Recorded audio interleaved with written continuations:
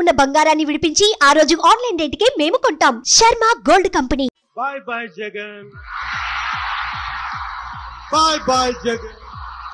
గుర్తుపెట్టుకో, ఈ రోజు నుంచి నీ పతనం మొదలైంది. నీ క్రిమినల్ సామ్రాజ్యం కూల తొయ్యకపోతే నా పేరు పవన్ కళ్యాణ్.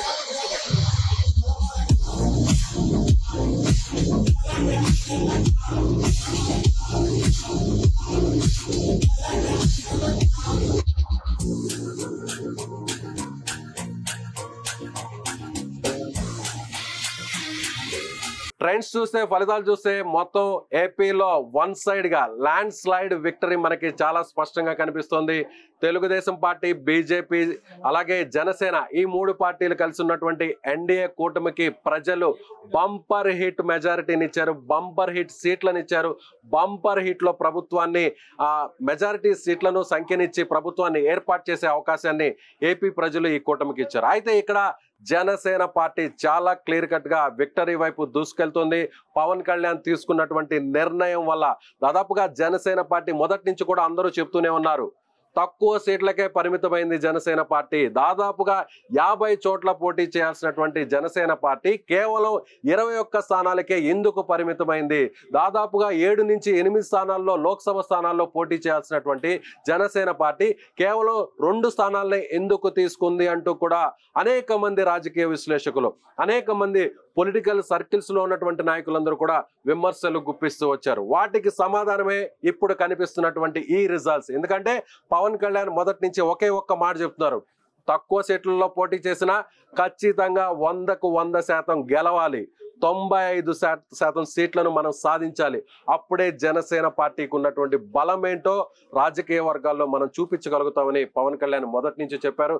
సో అది చాలా స్పష్టంగా మనకు కనిపిస్తుంది. దాదాపుగా 21 అసెంబ్లీ స్థానాల్లో జనసేన పార్టీ పోటీ చేసింది కేవలం 2 స్థానాల్లో మాత్రమే. అంటే పోలవరం, అదేవిధంగా రైల్వే కోడూరు, ఈ 2 స్థానాల్లో మాత్రమే జనసేన పార్టీ వెనుకంజలో ఉంది.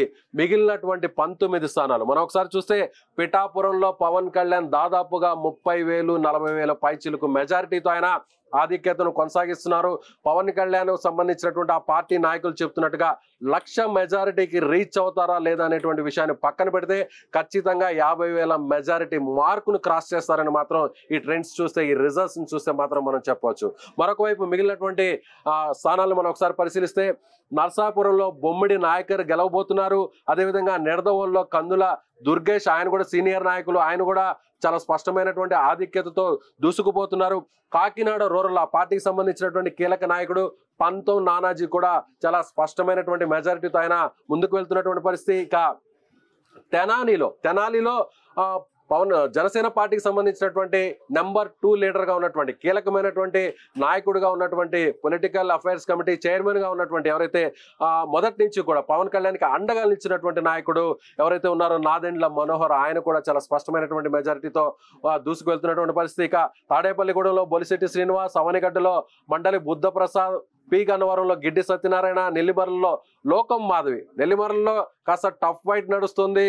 ఇక్కడ అటు వైసీపీకి అలాగే జనసేన పార్టీకి మధ్య హోరాహోరీ పోటీ నడుస్తుంది. అయినా కూడా అక్కడ జనసేన పార్టీ లీడ్ లోకి వచ్చినటువంటి పరిస్థితి చాలా స్పష్టంగా కనిపిస్తున్నటువంటి సిచ్యువేషన్ అక్కడ ఉంది. ఇక అనకాపల్లిలో చాలా సీనియర్ నాయకుడుగా ఉన్నటువంటి కొనతాల రామకృష్ణ, ఆయన రీసెంట్ గా పార్టీలో చేరారు. సో ఈయన ఖచ్చితంగా ఈయనకు కూడా ఒక క్యాబినెట్ లో బెర్త్ గ్యారంటీ అనేటువంటి మాట అనిపిస్తుంది. సో ఆయన కూడా చాలా స్పష్టమైనటువంటి ఆధిక్యతలో దూసుకువెళ్తున్నటువంటి పరిస్థితి. ఇక రాజానగరంలో బత్తులో బలరామకృష్ణ, ఆయన చాలా స్పష్టంగా లీడ్ లో ఉన్నారు.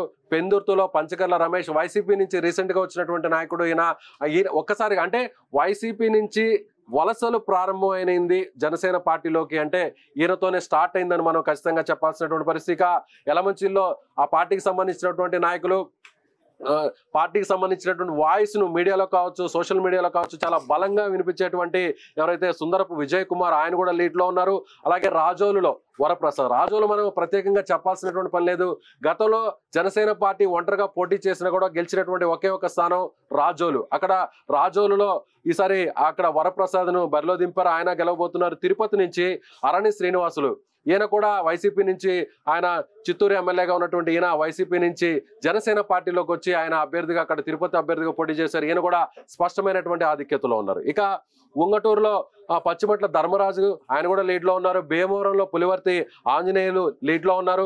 విశాఖ సౌత్ లో కూడా ఈయన కూడా వైసీపీ నుంచి వచ్చినటువంటి వంశీకృష్ణ యాదవ్ ఆయన కూడా లీడ్ లో కనిపిస్తారు. ఇక పాలకొండలో కూడా జనసేన పార్టీ లీడ్ లో ఉంది. ఇక మిగిలినటువంటి 2 స్థానాలు పోటీ చేసినటువంటి లోక్సభ స్థానాల్లో 2 స్థానాల్లో మచిలీపట్నానికి సంబంధించి బాలశౌరి ఈయన కూడా వైసీపీ ఎంపీగా ఆయన సిట్టింగ్ ఎంపీగా ఉన్నారు. ఆయన కూడా వైసీపీ నుంచి జనసేన పార్టీలోకి రీసెంట్ గా వచ్చారు. సో ఆయన కూడా చాలా స్పష్టమైనటువంటి లీడ్ లో కొనసాగుతున్నటువంటి పరిస్థితి. ఇక అనకాపల్లి కూడా మనం చాలా కీలకమైనటువంటి నియోజకవర్గంగా మనం చెప్పాలి. కాకినాడ చెప్పాలి. కాకినాడ లోక్సభ స్థానంలో అక్కడ ఎవరైతే ఉదయ్ శ్రీనివాస్ పవన్ కళ్యాణ్ చాలా ముఖ్యమైనటువంటి నాయకుడు, పిఠాపురంలో బరిలో ఉండాల్సినటువంటి నాయకుడు. పిఠాపురంలో ఉదయ్ శ్రీనివాస్ ఎమ్మెల్యేగా పోటీ చేస్తారని అందరూ కూడా ఊహించారు. సో చివరకు పవన్ కళ్యాణ్ పిఠాపురంకి ఆయన మారాల్సినటువంటి పరిస్థితి వచ్చింది. గాజువాక భీమవరంలో కాకుండా ఈసారి పిఠాపురంలోనే పోటీ చేయాలని అక్కడ ఉన్నటువంటి క్యాడర్ అంతా కూడా గట్టిగా డిమాండ్ చేయడంతో, పార్టీ నాయకత్వంతో కూడా అక్కడే పోటీ చేయాలనేటువంటి ఆలోచన చేయడంతో సో ఆయన స్థానాన్ని పవన్ కళ్యాణ్కి ఇవ్వడంతో పవన్ కళ్యాణ్ సో ఉదయ్ శ్రీనివాస్ని కాకినాడ ఎంపీగా బరిలోకి దిప్పినటువంటి పరిస్థితి. సో ఉదయ్ శ్రీనివాస్ కూడా ఆయన చాలా స్పష్టమైనటువంటి మెజారిటీతో దూసుకు వెళ్తున్నటువంటి పరిస్థితి. సో ఓవరాల్ గా చూసే జనసేన పార్టీ తక్కువ స్థానాల్లో పోటీ చేసింది అని చెప్తున్నటువంటి ఎవరైతే విమర్శలు చేసేటువంటి రాజకీయ ప్రముఖులు, రాజకీయ పార్టీ నాయకులు, విశ్లేషకులు, అలాగే తనను వ్యతిరేకిస్తున్నటువంటి వారందరికీ కూడా ఈ రిజల్ట్ తోనే పవన్ కళ్యాణ్ సమాధానం చెప్పారని చెప్పాలి. 95% విక్టరీతో జనసేన పార్టీ ఏపీ పాలిటిక్స్ లో తిరుగులేనటువంటి ఆధిపత్యాన్ని కొనసాగించబోతుందని మాత్రం ఖచ్చితంగా చెప్పాల్సినటువంటి పరిస్థితి. సుమన్ టీవీలో మీ పర్సనల్ అండ్ బిజినెస్ ప్రమోషన్స్ కోసం కింది నెంబర్కి కాంటాక్ట్ చేయండి.